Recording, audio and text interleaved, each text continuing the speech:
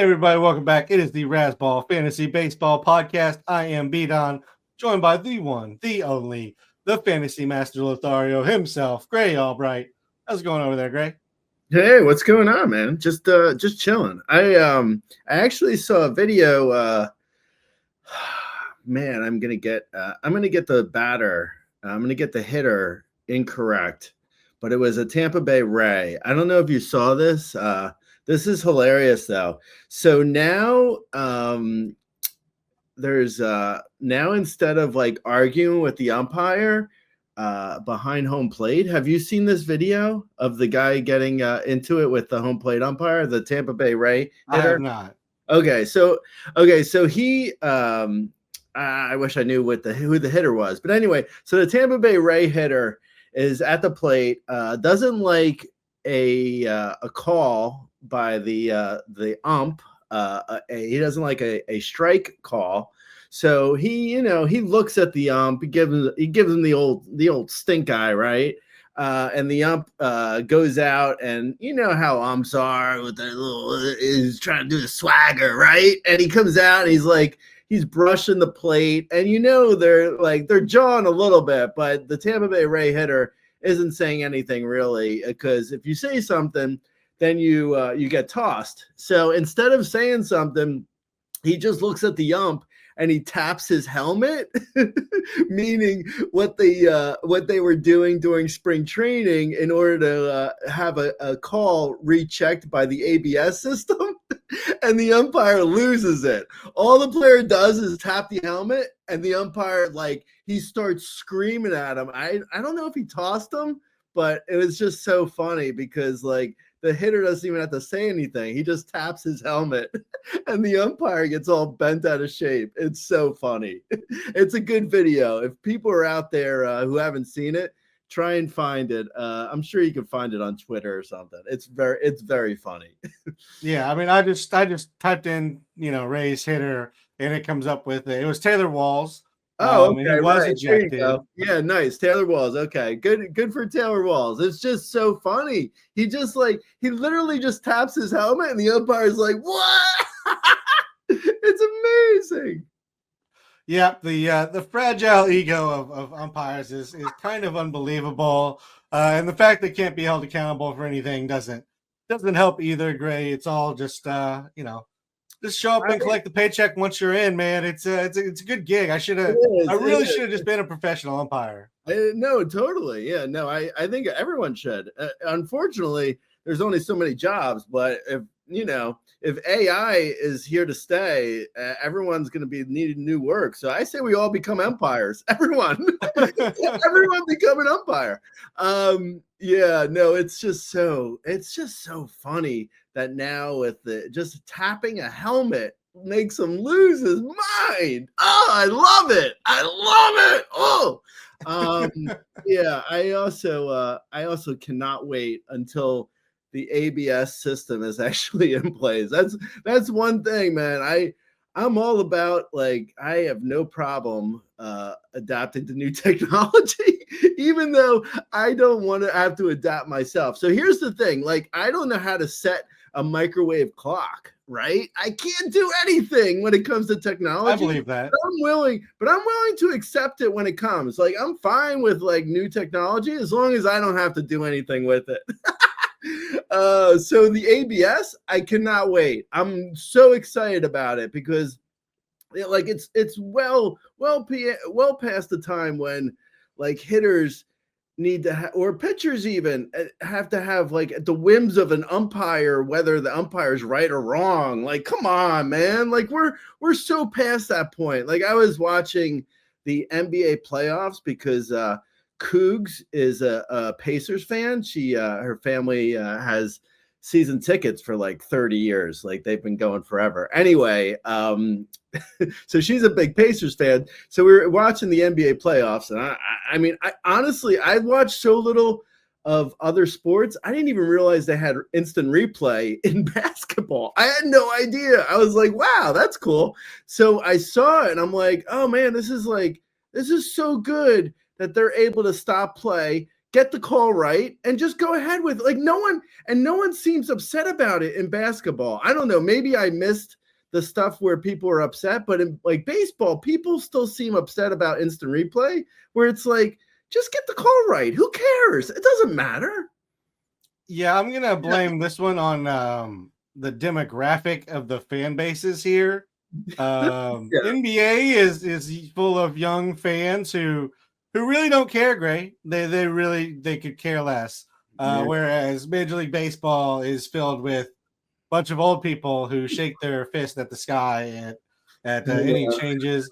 And I include myself in this. I shake my fist at a lot of baseball changes that come, but no, the strike zone, or at least being able to challenge the strike zone, will be welcomed, in my opinion. Just to move it along and maybe break down some of the umpire, fragility. Just if you can be called out and told you're wrong multiple times a game, like eventually you have to realize you're not right all the time.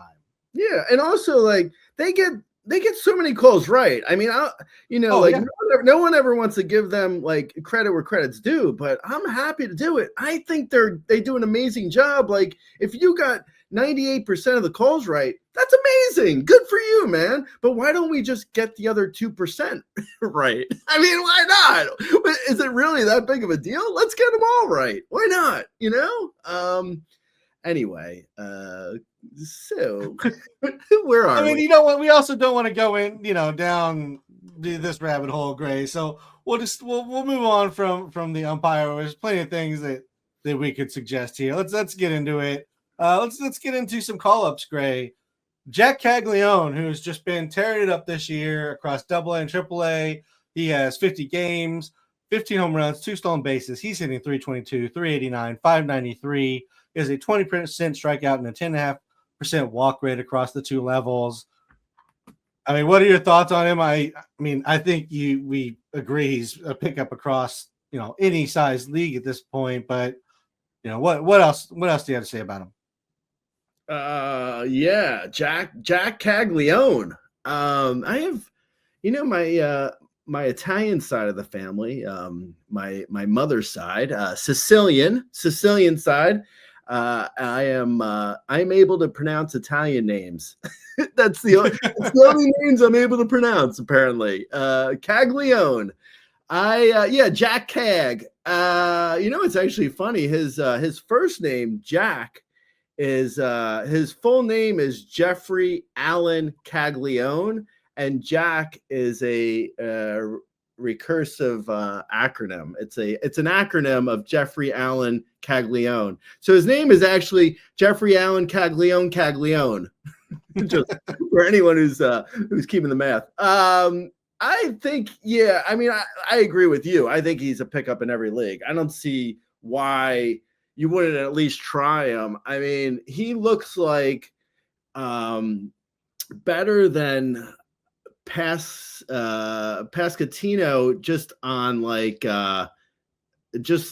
immediately. We'll see, but Pascatino though was he was considered somewhat of a prospect when he got called up. So, and we saw where that went. I think honestly, I'd probably be surprised if if Caglianone doesn't have more power, because Pascatino never really had the power. The reason why, it's like the same team, they also played the same position, so that's why I'm harping about Pascatino.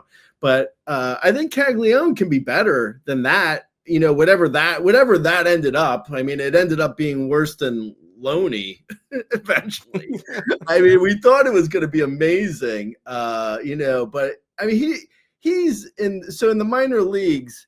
Pascatino, to keep harping on this comparison, Pascatino hit 24 homers in the minor leagues in 2021 in 116 games. And as you mentioned, Caglianone was about to pass that in 25 games.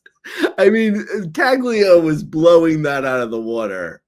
Basically, he was hitting a home run every game and a half. I mean, it was just ridiculous. He probably could have been called up. He probably could have started the year with the Royals, to be honest. But I mean, I think there was something to him going to the minors and learning a new position because, as boring and as terrible as Pasquantino's been, I mean, he's still the first baseman. So, I mean, I get that. And I understand, like, they wanted to send Caglianone down. If nothing else, at least he's able to, play the outfield now. Somewhat. I mean, it's right field. Who cares? But yeah, I think he's probably, at worst, we're looking at from, what do we have? 2/3 of a season left. So I'd say 20-ish homers, maybe. I would put him down for like probably 5 to 6 homers a month. So yeah, maybe 20, 24 homers. Realistically, I think for this year, even he's never really struggled with strikeouts. He has a decent walk rate in the minors this year. Actually, every year he's had a decent walk rate. Even in spring training, he had a over 20% walk rate. I mean, he's really killed the ball everywhere. So it would be interesting to see, like, if he hits a wall at some point ever, because right now he's just like flying. He flew through the minors. I mean, he's looking special. Like he could be, that guy. The sort of like 35 plus homer, 275 plus hitter. No speed, but that's a corner outfielder. I would say, compare him to like a Teoscar Hernández, maybe something like that. But for right now, I guess, realistically, maybe like Jake Burger-ish, kind of like, the present day Jake Burger that's in the majors again and hitting, even though he didn't really hit this past week. But yeah, I would say Caglianone, I wouldn't like drop anyone too amazing for him, because at the end of the day, he is a rookie who has no speed and is just going to bring power and potentially, a okay average, so realistically 20 homers, 250 average from this point forward, which is good. I mean, there's nothing wrong with those numbers. I would say more than likely, not really someone who's going to, change the complexity of your whole fantasy team.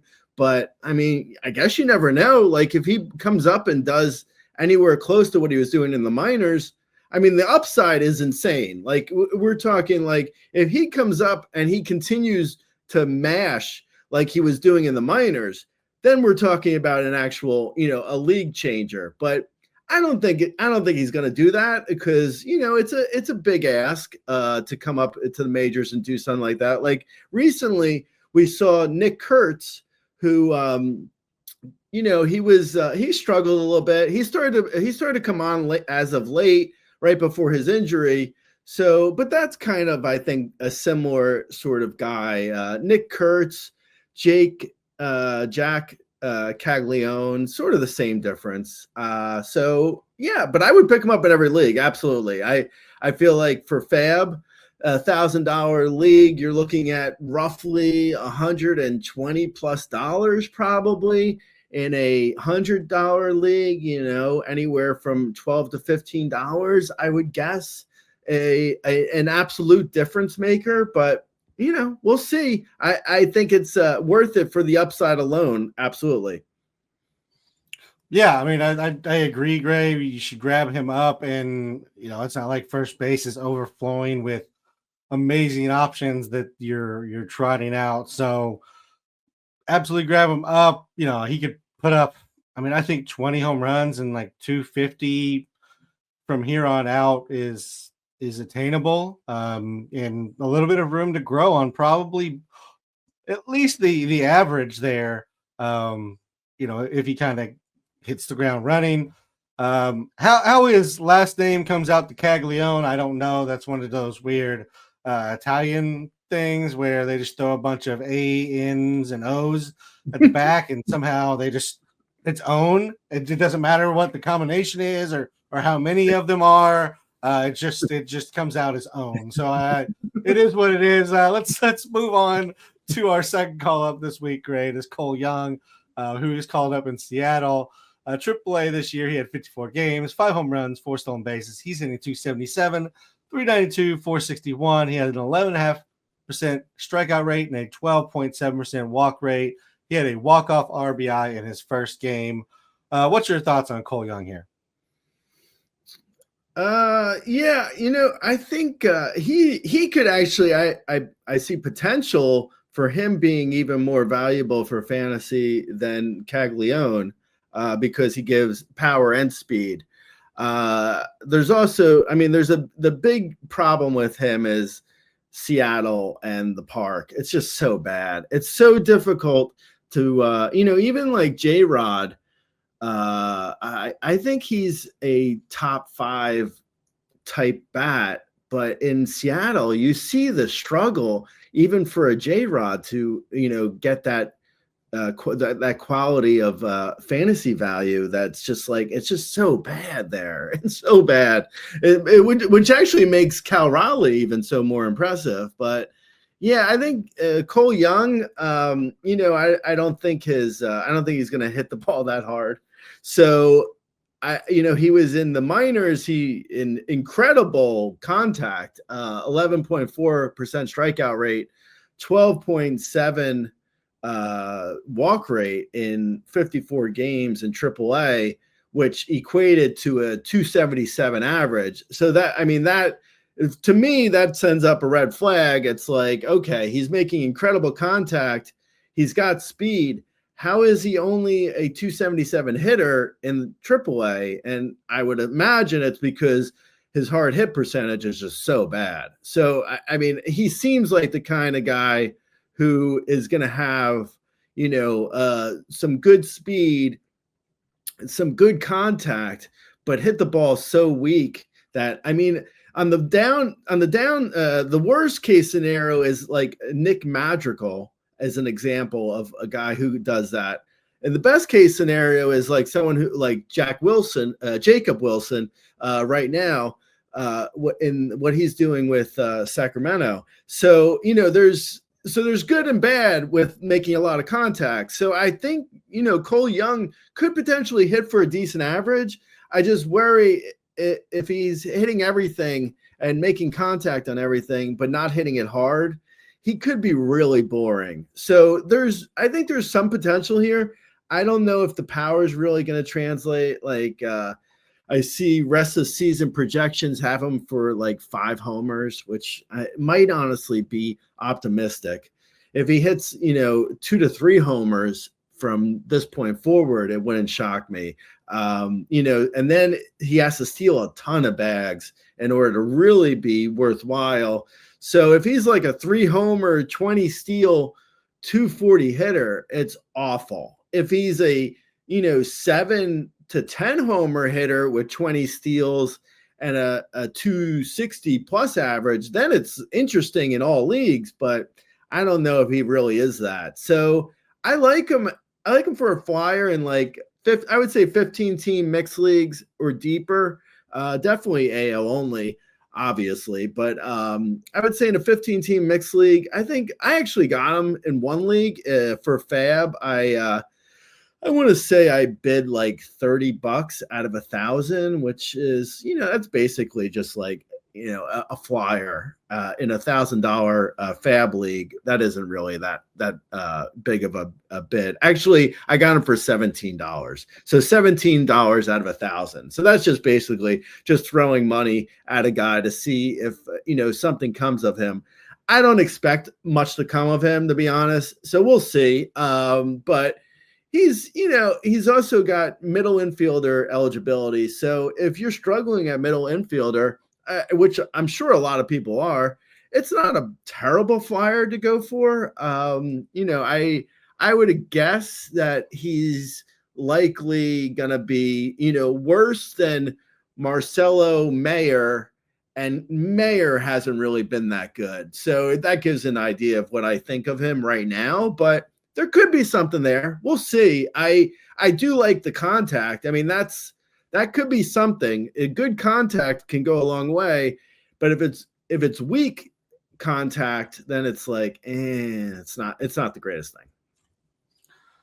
Yeah, I mean, it looks kind of, like the way to his fantasy value is a nice BABIP and him just putting the ball in play. That's not usually a great skill set to bet on. It can kind of fall into luck, but it's just not one that's overly productive for our game. He does have a little bit of speed, but not like burner speed. So, yeah, I mean, you can grab him up if you're looking for a middle infielder, but I'm not nearly as excited for him as I am for Caglianone. Caglianone's got legitimate power that we could see on display. And as we both mentioned, he's not struggled along the way at any point. So he just looks great to this point of his career. It's hard to really say anything bad about him, whereas Cole Young, even in the minors, is not overly impressive. Like his best numbers in the minors was 11, 22, 277, 399, 448, 126 games. Like if he comes up and does 10, 15 would be, I think, very aggressive for his projection. Even that's pretty boring. Moving on to somebody in Seattle who isn't boring, and that has been Cal Raleigh. He had 6 homers this week, Ray. He is up to number 4 overall on the player rater in 58 games this year. Has 23 home runs, 6 stolen bases, 39 runs, 45 RBIs. He's hitting 264, 379, 637. He finished the season strong last year and has just carried it over. What are your thoughts on Cal Raleigh? Is this now a buy, sell, or hold on him? And he's obviously the number 1 catcher, but is it more than that? I don't know. Like, I guess if you could sell him, I would. I don't know if that's really a feasible strategy, though. I mean, I don't know if anyone's really buying him, to be honest. He's probably like one of those guys that's like more valuable to you if you have him than you're going to be able to get in a trade, unless someone really covets Cal. I don't see that. I don't see like a scenario like realistically where someone's like, oh man, I want Cal Raleigh. Here's I don't know, J-Rod, for instance. It's like, I don't see that really as a realistic scenario. So I don't know. But yeah, I mean, if you have Cal Raleigh, you hit the lottery, basically. I mean, if you have Cal Raleigh and you're not in the top 3 in your league, like, I don't know what you did wrong. You did something massively wrong in like the rest of your team, because like he's just killing it, man. It's just insane. I mean, not only the 23 homers is obviously crazy by June, but to have also 6 steals and hit 264. I mean, what? It's like if he had 23 homers and was hitting 205 with 0 steals, you would be over the moon. Not over his moon, because that's ginormous. But I mean, you would be really happy if you had Cal Raleigh and he was doing nothing but hitting homers. But on top of homers, he's also on pace for like 15 steals and he's hitting 264. I mean, that's nuts. That is so crazy. Yeah, I mean, I would imagine everyone who has Cal Raleigh is at least on the hitting side of things in the top 3 in their league, because like imagine, like, he was basically free in drafts. So imagine you like drafted, like, you're whistling Dixie and you're like, oh well, let me see, I guess I have the 6th, I have the 5th pick, okay, I guess I'll take Aaron Judge, whatever, twist my arm, okay, and then randomly at pick 200 you're like, I guess I'll take Cal Raleigh, whatever. Like, you just stumbled into like the best hitting team anyone's ever seen, just like randomly. Oh man, but I don't have Cal Raleigh in any league. So, I mean, I'm obviously speaking from a jealous point of view, but I wish I had Cal Raleigh, man. I mean, he was just totally free in literally every league. Like, you could have had him for nothing, whatever you wanted to pay. Like, if you were like, oh, yeah, I don't know. I guess with my 200th pick, I'll take Cal Raleigh. Who cares? Oh, that's like, oh, you just lucked out, man. You just stepped in it so majorly. Yeah, I don't know. Especially then, and then you take away like, and that's even in a shallow league. But if you imagine you're in like a catcher, like a 2-catcher league, or even if you're in like a 1-catcher league, but it's a deep league. Say you're in like a 15 team or a 2-catcher league. You're in an AL only league and you have Cal Raleigh. That is so huge for, oh man, it's almost as big as his butt. that's what I'll say there. His fantasy value is almost as large as his behind. I don't think you've talked about a player's rear end as this much since Robbie Ray Gray, and in opposite manners, you know.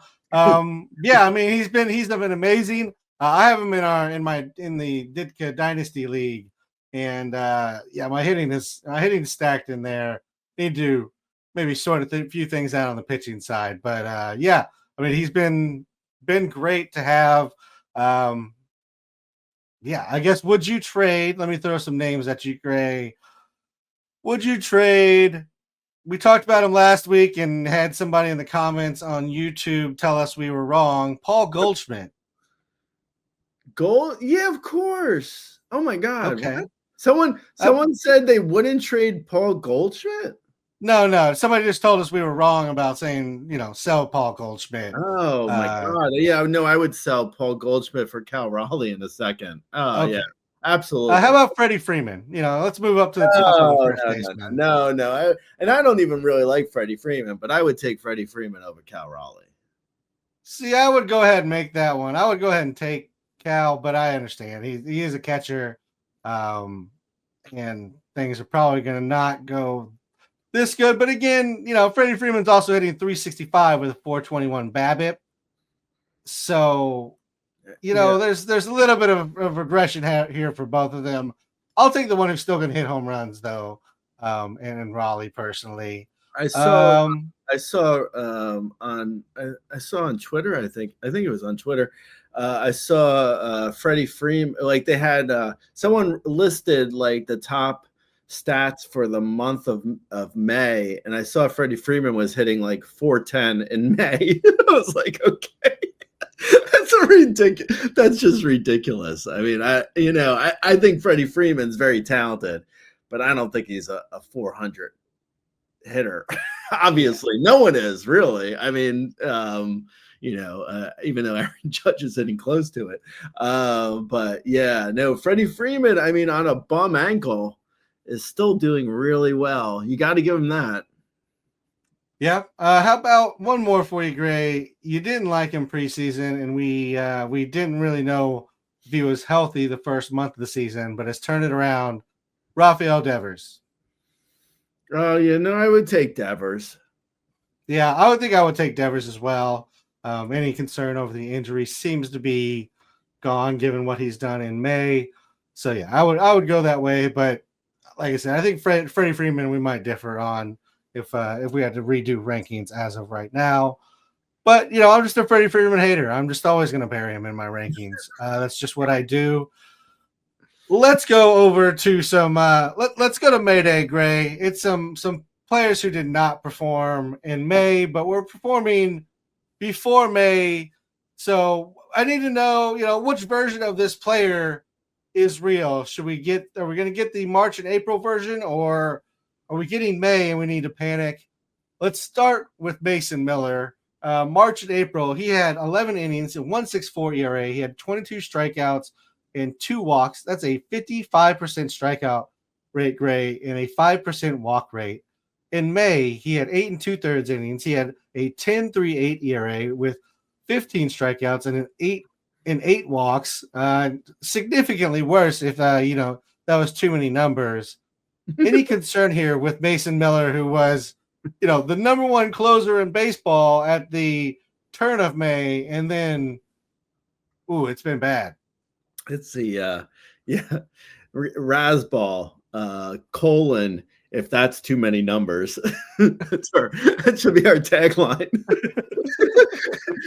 we're fan graphs without numbers. I would say the sample size on a closer is already so small. So it's like, April was a great month. May was a terrible month, but April was 11 innings and May was 8 2/3 innings. So are we really like, it's like a guy with those few innings, if he has like one bad outing, or he throws like, he throws 3 walks to like 1 strikeout in like one game, that skewers his entire numbers. So, like take all of Mason Miller's, I think, take all his stats with a grain of salt. And with all that said, I would still be a little bit concerned because if we remember correctly with Mason Miller, he was always a little bit of like a worry that he was never going to stay healthy. So I never really bought in on Mason Miller. Even last year, I was always a little bit hesitant on him because like going into last year, I believe, before he became a full-time closer, like he couldn't stay on the field for like more than 20 innings. Like he had a real problem staying healthy. So now he seems to be healthy, but like his, like you mentioned the numbers, I just sort of re-mentioned them. I mean, the walks are really bad in May. I wouldn't, I'm not saying, throw the baby out with the bathwater, but out of the guys we're going to go over who had bad Mays, I'm pretty concerned about Mason Miller's, more so than a couple of the other guys we're about to go over. So I don't know if I'd sell him low necessarily, and I don't know if you even have to. I feel like he's still got a name brand where if you could move Mason Miller for something decent, I could see that, because at the end of the day, it's still SAGNOF, and you just pick up, you go to the waivers and pick up someone else. Like, I don't know who's available in,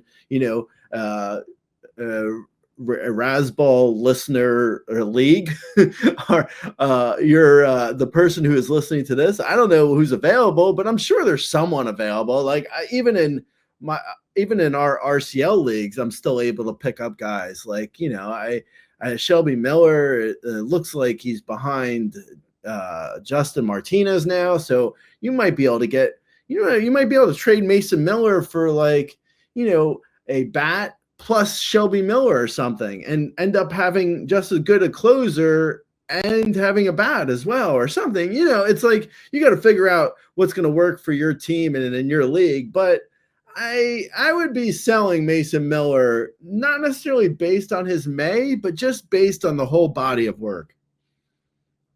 Yeah, I really don't mind it if you want to go ahead and move him. And like he said, he still has name value to be moved as a top closer.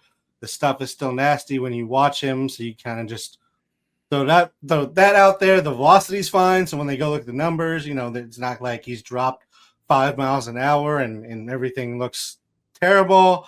Looking through the numbers, it looks like the 4-seam may be a little flatter, which when you're throwing that, 60% or more of the time, that could be an issue if it gets just a little bit flatter, but I think he'll be fine.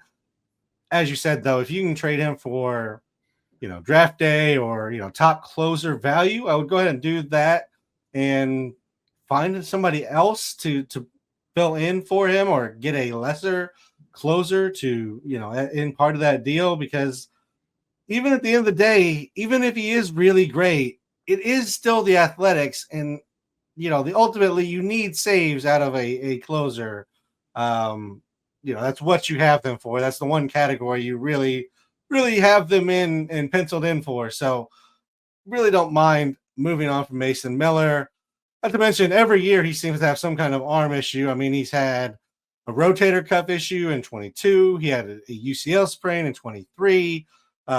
Fractured his hand in 24, which, not necessarily his fault, but also, kind of his fault. So there's definitely some concern about him staying healthy. Moving on, Gray. Teoscar Hernández. Through April, he's hitting .310. He had 9 home runs, 4 stolen bases, 19 runs, 32 RBIs, 18% strikeout rate, a 2.5% walk rate. In May, hitting .273, he has only 1 home run, 1 stolen base, 10 runs, 10 RBIs, a 30.5% strikeout rate, and a 5.1% walk rate. That came with batted ball being a little bit worse. The BABIP and hard hit actually were up. But what are your thoughts on Teoscar Hernández? On the 30-day player rater, Teoscar Hernández is right below Lennon Sosa and Jordan Walker, who I thought retired. He might not. I thought he did. And then he's behind Miguel Andujar. Again, I thought he was in the KBO. Guess he's not. He was in Mexico somewhere, honestly. I thought so. And then also in front of him is Louis Robert Jr. Wow. Who's hitting 176 for the month of May. Or I guess hit 176 for the month of May. Okay, so yeah, Teoscar had a miserable May, obviously. But I would be, if there's some way to buy low on him, I would be doing it because he was also, he was injured for half the month. He had 15 games in May. Struggle bust for sure, but he's still in the middle of that great lineup. I would be betting everything on a turnaround for Teoscar Hernández, and if I could buy him low, I absolutely would. I think he's totally fine. I don't think he suddenly got old in the month of May. He just had an injury, struggled a little bit when he came back, but not even he still hit 273 in May. He didn't have and no great power, but that's fine. He could hit 5 homers this week and he would be right on pace again to have a 35 homer season. So yeah, I would be buying. Yeah, I would be buying. I don't know that I want to pay for, if somebody's just thinking, oh, he's going to go back to what he did in April. Maybe not at that rate, but yeah, it kind of draft day Teoscar, what we thought he would do. I don't mind buying at that rate or maybe just below that, just because I thought his draft value this year was maybe a little inflated on the back of his best season he's ever had or second best season he's ever had. So somewhere right below his draft value is kind of where I would be looking. Over on a higher ADP guy, Gray, even from Teoscar, is Fernando Tatis Jr. To start the season, he had 345, 8 home runs, 7 stolen bases, 25 runs, 18 RBIs. And then in May, he's hit 184 with 5 home runs and 3 stolen bases, 14 runs and 10 RBIs. That's about half of the average that he had in April or March and April, Gray. What are your thoughts here? Yeah, he's interesting to see on the 30-day player rater because you mentioned the average. So in the last 30 days, he's hit 179. So even a little bit worse than, the 184 because it's including yesterday, June 1st. Anyway, he's he hit 179, but he's still around the 100th best hitter on the 30-day player rater, which isn't great. Don't get me wrong. It's it's still a bit of a struggle, but it's basically around Kerry Carpenter, Jose Altuve, Trent Grisham, to give you an idea of where 100 lands on the 30-day player rater. So, that I mentioned that because he still has power and speed. So that carries a lot of weight. That'll jack up a guy's fantasy value, even when he's struggling to hit for average and get on base. He's, if he's still stealing bags and hitting for power, it can only get so bad, So I don't, I said to sell Tatis, I want to say around the first week of May, actually, not to toot my own horn here. I did say to sell him when he was at his peak because he was never going to be a 350 hitter. He looked real. His numbers were super inflated coming out of April because I forget what his BABIP was, but it was pretty high for him. And he's not usually a high BABIP guy, even though he does have speed. He has a 320 career BABIP. So anyway, long story short, I mean, he has power and speed. I wonder how long he can stay on the field because he's also not a guy who's known for staying healthy. So if I could sell Tatis based on draft value, I probably would still be doing it. I still think we haven't seen the worst of when he gets injured and just misses 30 days. I think that's coming at some point. Unfortunately, I still think he's also still valuable. I don't want to, say he's not worth anything. He still is worth something. So if you can get draft day value, I would do that. If you can't get draft day value, then the better days will come. I think he's still got power and speed. You're looking at closer to a 30, 25, 260 hitter, which is great. There's nothing wrong with that. But, he's close. He's not going to come close to what he was doing in April either. Yeah, and the problem this season, I think, has just been he seems to be just knocking the ball into the ground. Ground ball rates over 53% in both bunts. BABIP was 356 now, and then it was 192. So it's definitely some bad BABIP luck, which will happen when you hit 53% or higher of ground balls. The launch angle's the lowest it's ever been, Gray. I don't know if he went to Toronto in the offseason and did some training, but he's just kind of beating the ball into the ground if he's not hitting a home run, and that's not a great way to go about things sometimes. So what's going on? Hey, Fernando Tatis Jr., what's up, man? But thanks for reaching out. I'm Vlad Guerrero Jr., and I'd love to take you through some of the steps on how I achieve so many ground balls. Hey, come on down to Toronto and let's go over it. Look at the contract they paid me to hit ground balls. You too can hit ground balls and get paid. I can fix you up real quick. Do you have a famous name and then Junior at the end of it? I can make you hit the ball into the ground. Let's go. Even if you don't, Bo Bichette, as long as you're a son of a former MLB player, let's go. Oh, great. All right, let's move on to another pitcher here. Max Meyer, at the beginning of the season, he looked like one of the breakout aces. He had 34 innings, 3.18 ERA, 1.21 whip. He had a 33% strikeout rate, a 7.7% walk rate. And then in May, Gray, he has a 25 2/3 inning collapse of a 6.31 ERA, 1.56 whip, a 13.5% strikeout rate, and a 6.8% walk rate. What's happened to Max Meyer? I mean, he's been unusable, Gray. Yeah, that is true. Yeah, I mean, it's it goes a little bit to the small sample size of month to month.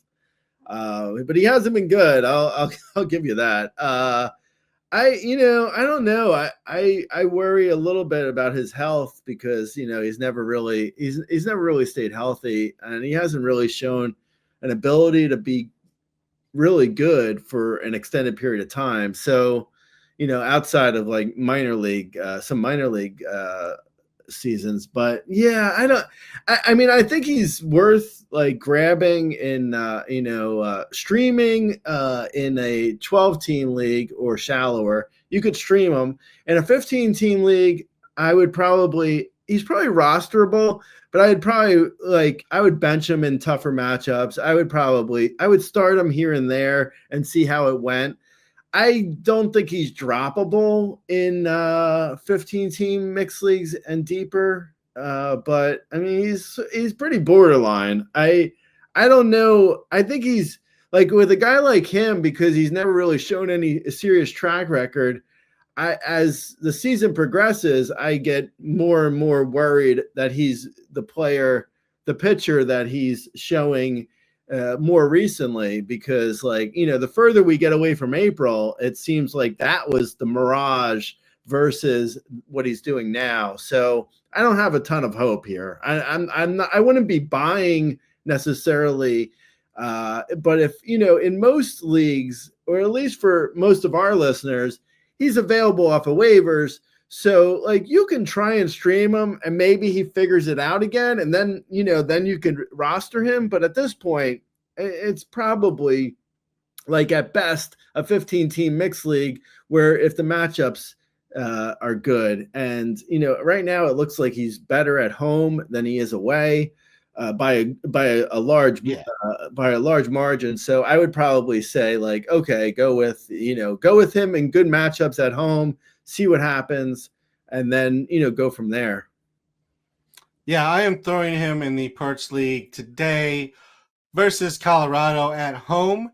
If he cannot get through versus Colorado at home, Gray, he is hitting the waiver wire. His last few starts here, Gray, I'm just going to run him off since the end of April, basically. April 27th, you have 5 earned to Seattle. Not great. Then he gave up 5 earned to the Athletics, 5 earned to the White Sox, 4 runs, only 3 earned to Tampa Bay. Then you sat him down because how could you pitch him versus Chicago? He actually had a good inning, 6 innings, 1 earned versus Chicago randomly. And then goes at San Diego and gives up 6 runs, 4 earned, and 3 1/3. Like I said, today is his last opportunity. And if not, I mean, he's got to go. I think in pretty much everything. If you can't do Colorado in Miami, that's about as bad as it gets. So last opportunity. Velocity's down from 96.5 to 94.9. That's got to be a main culprit here.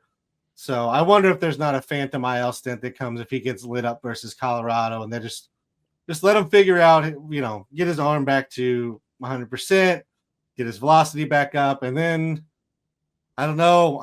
I mean, I hate to say that he can't be a starter this early in his career, but I wonder if a move to the bullpen and a closer role might be better because we've seen him at good short bursts. And so maybe it's just keep his arm throwing high velocity, shorter innings, but we'll see. Moving on, Pete Alonso, he started out the season hitting .343 with 7 home runs, 22-28. He had 14.6% strikeout rate, a 16.8% walk rate. In May, he's hit .234 with 4 home runs, only 9 runs and 15 RBIs, a 29% strikeout rate, and a 6% walk rate. It looked like a brand new Pete Alonso. Like he wasn't striking out. He was taking a absolute ton of walks and just hitting everything, Gray. And that is regrets to last year's Pete Alonso. Yeah.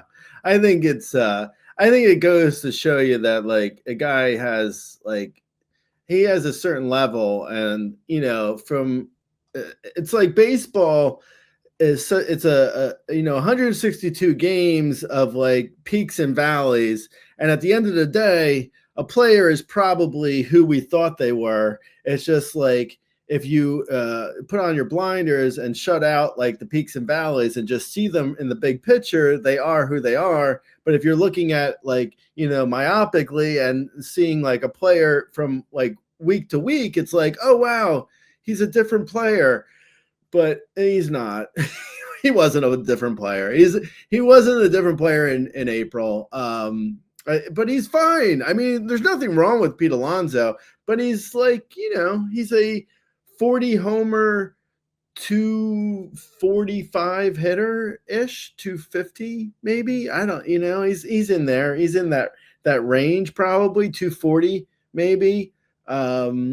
Yeah, I mean, he's fine. There's nothing wrong with him. I just don't think he's anything that, he's nothing like he was in April. There's no way the April numbers were going to last, really. I mean, I forget what it was.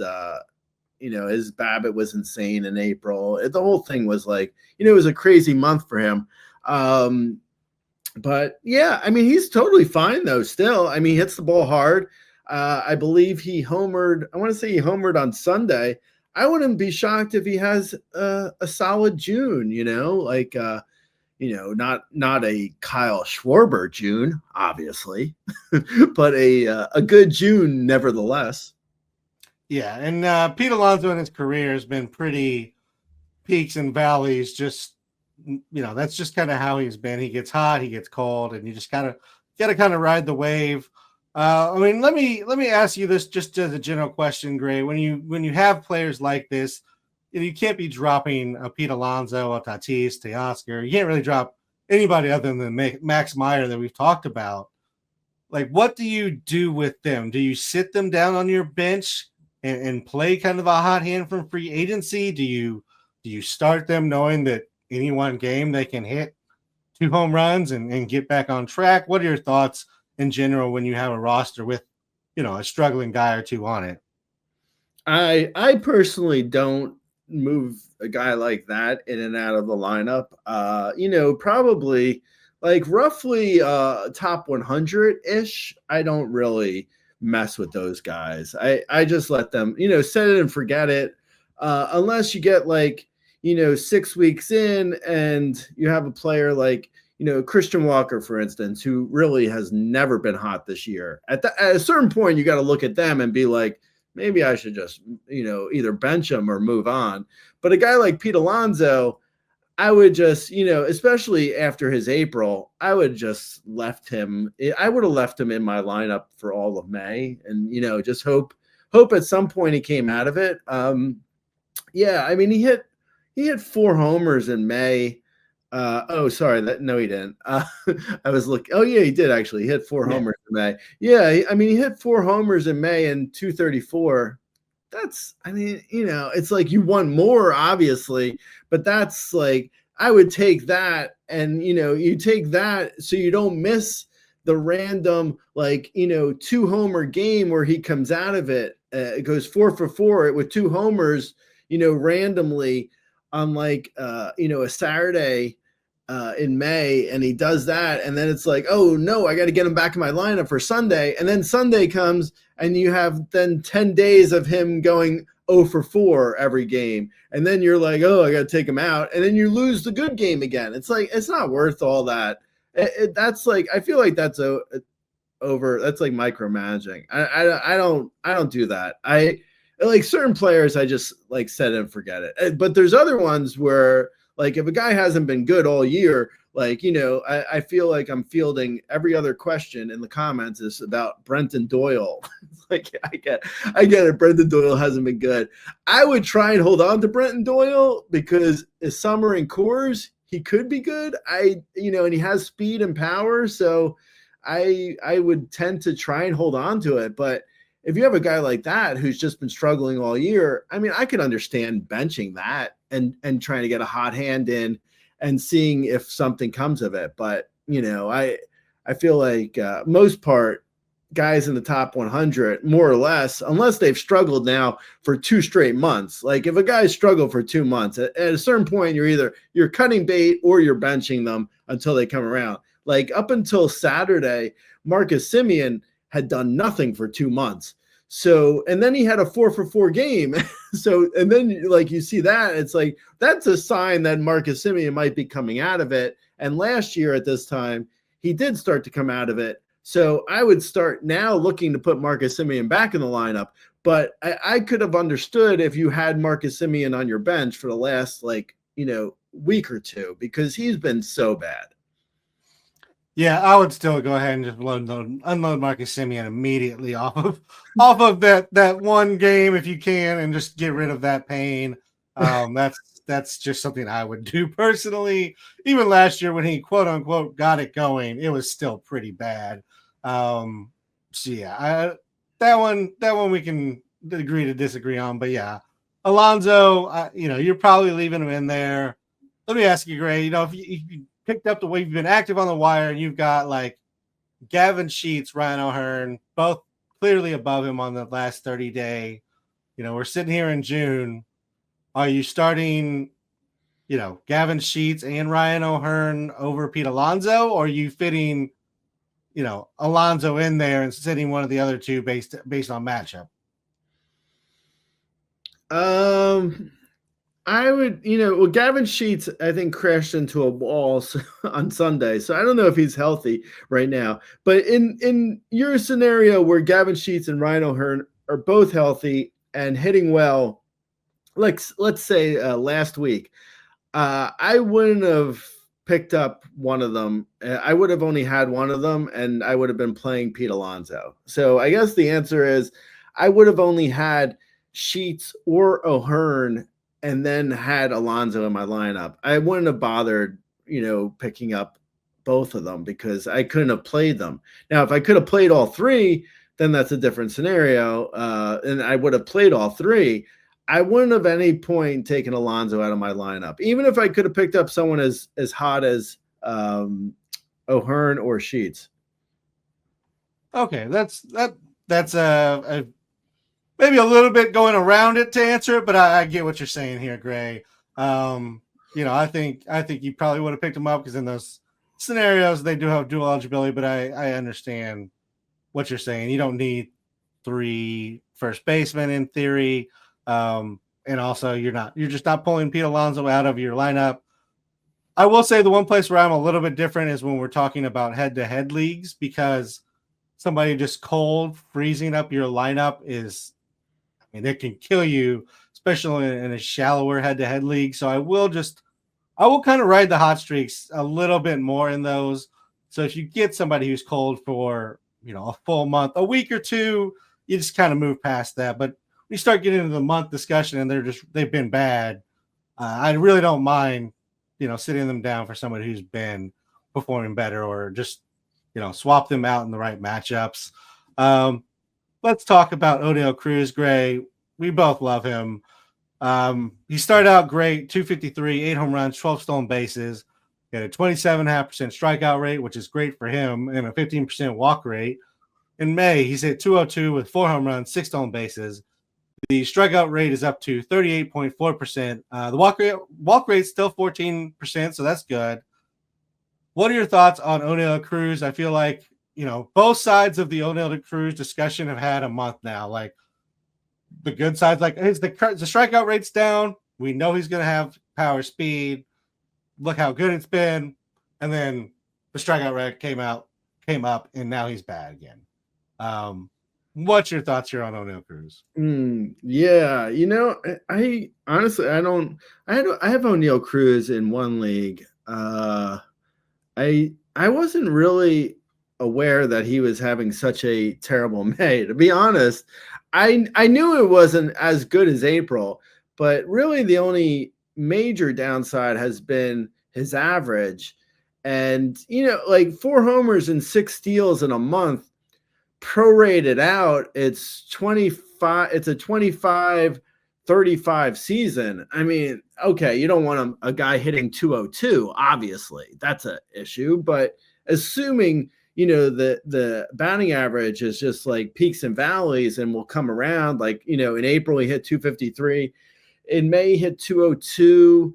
He is he's prone to strikeouts, so maybe he's somewhere in the middle there, which isn't great. But if he's a 235 hitter with 25 homers and 35 steals, that's really not that bad. I mean, it's not as good as you wanted him to be, but it's not as bad as maybe some might think. That's still like a top 35, 40 hitter, maybe top 30 even. It depends on how much the average really drags him down. So I still like him. I think it's just peaks and valleys with his Ks. The Ks were up, like you mentioned, which isn't good. You hope that he gets hot in June or July, and he has like a 275 batting average type month in June or July, and it sort of averages everything out. And as long as he's still hitting for power and stealing bags, I think everything will be fine. At the end of the day, I think if he ends up as a 240 hitter and hits 25 homers and steals 35 bags, I'd take that in a second. So I'm not super concerned. Yeah, I don't think I am either. I mean, even hitting 195, he's the most valuable player on the Pirates grade, which is kind of crazy given he could hit 192 for a month and still easily be the best hitter on the Pirates. I think maybe the Pirates just like wrecked him. They're like, you're too good. You're making everybody feel bad. You gotta slow it down. We gotta do something here. Yeah. I also, to that point too, like he was with a 195 average in the last 30-day player rater, he was as valuable as Bryce Harper, who hit 310.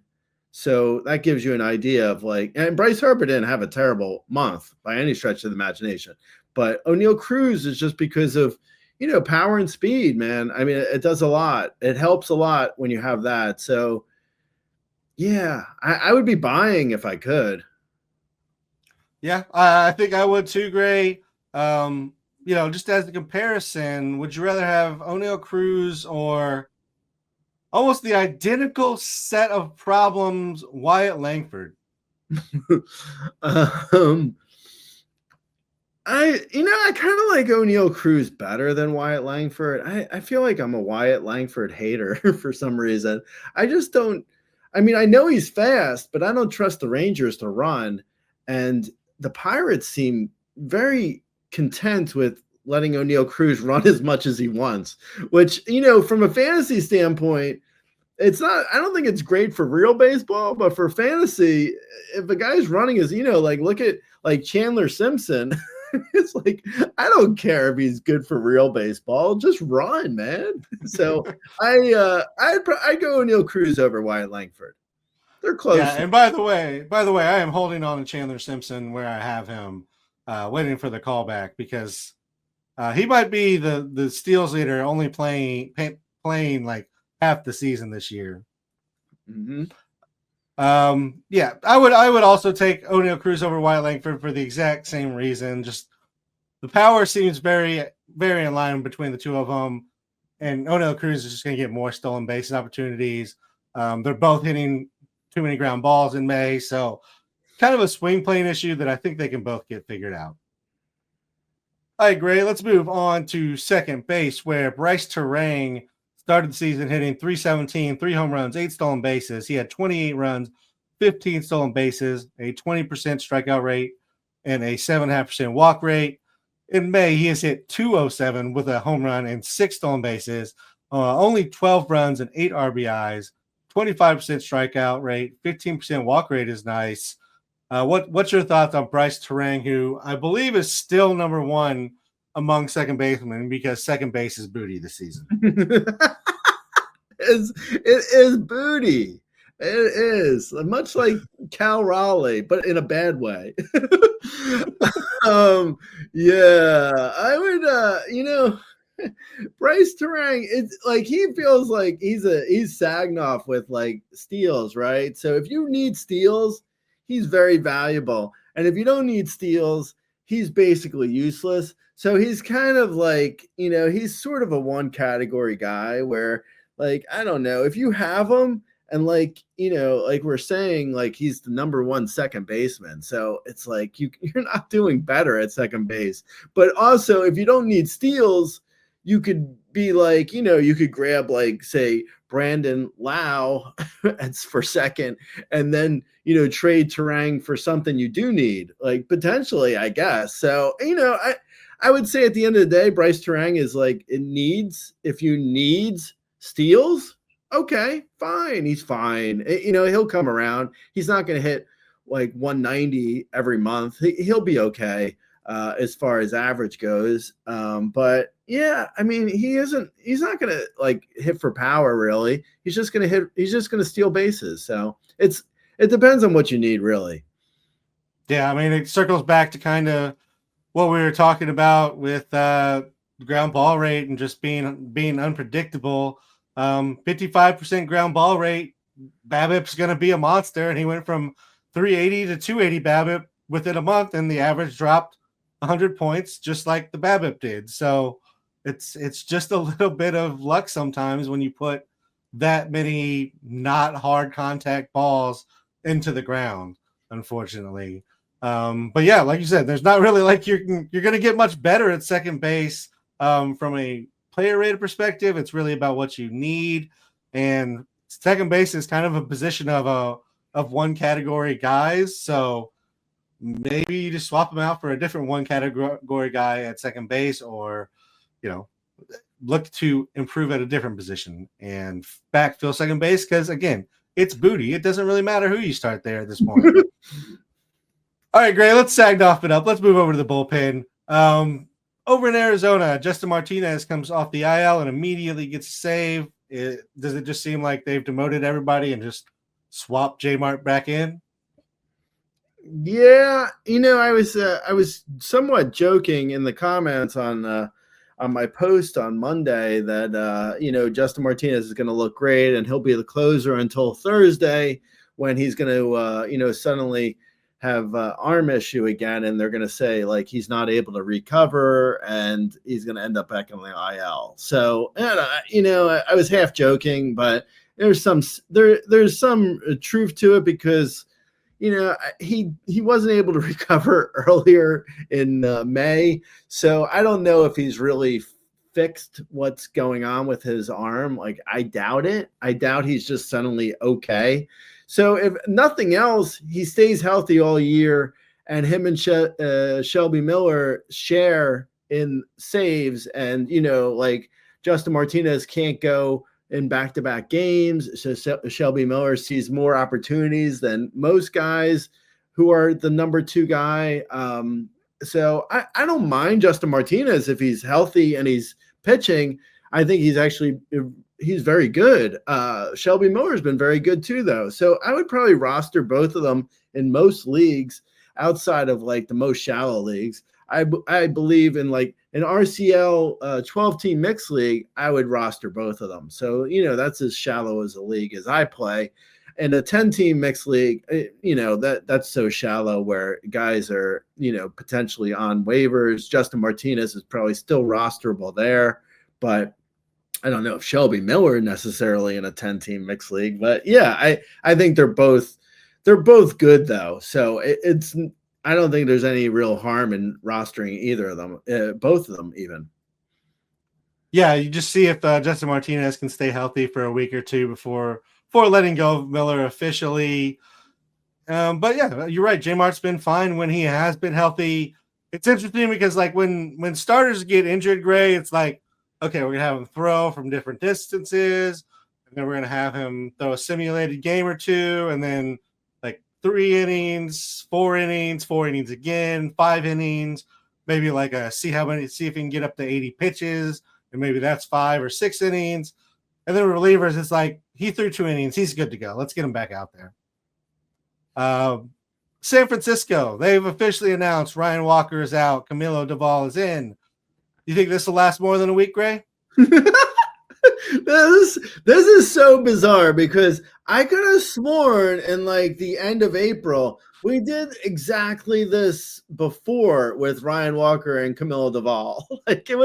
I'm pretty sure, unless I totally imagined that whole thing, I'm pretty sure Doval became the closer for a week in April, and then suddenly just lost the job without anyone even announcing anything. Ryan Walker went back to saving games for most of May, not looking great, and Doval continued to be good, and then suddenly Doval's the closer again. So I don't know. I mean, maybe now that they've actually announced it, it'll stick. Yeah, I mean, Doval's been great. I've had Doval probably since his little stretch of being the closer in April. I've had him in our RCL league, which 12-team mixed league. So I've had Doval for a while now.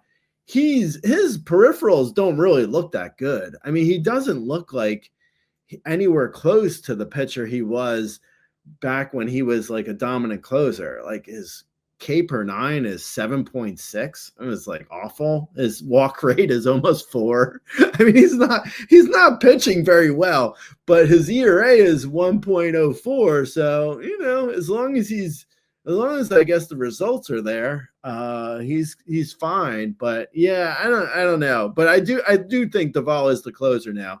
I just don't think it's really like he's not really very good, even though his ERA seems to be indicating he is.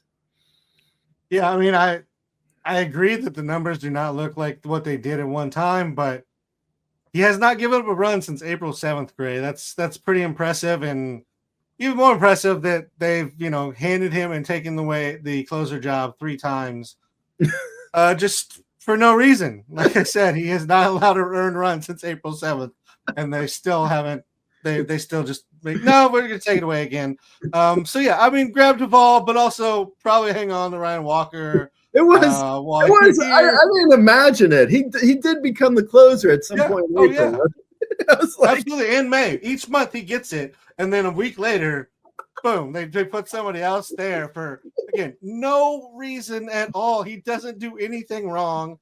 But, yeah, I mean, you can still hang on to Ryan Walker. You can potentially hang on to Tyler Rogers, who's been just as good as Duvall, and his peripherals don't look like garbage. So any 3 of those are, potentially, rosterable bullpen arms, regardless of I guess probably not a 10-team or a shallow 12, but anything deeper than that, you probably own all 3 of these guys. Yeah, agreed. All right, Gray, let's give the people some waivers. I'll give them some streamers, and we will finish out. Okay, so looks like on the 7-day player rater, the top guy there who is available in more than 30% of the leagues is Max Muncy. He had a huge weekend against the Yankees.